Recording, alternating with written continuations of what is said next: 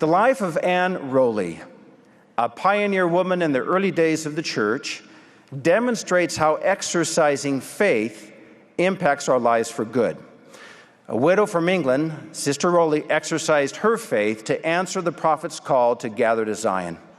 She was a member of the Willie Handcart Company that encountered deep snowdrifts along the trail in the fall of 1856. They had reached a point in the trek where her 7 children were literally starving. She wrote, "It hurt me to see my children go hungry. Night was coming and there was no food for the evening meal. I asked God's help as I always did. I got on my knees, remembering 2 hard sea biscuits that had been left over from the sea voyage. They were not large and were so hard they couldn't be broken. Surely that was not enough to feed 8 people. But 5 loaves and 2 fishes were not enough to feed 5,000 people either, but through a miracle, Jesus had done it. So with God's help, nothing's impossible.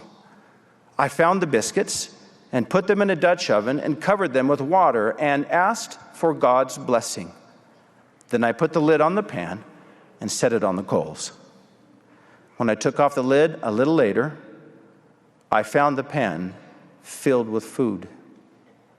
I kneeled with my family and thanked God for his goodness.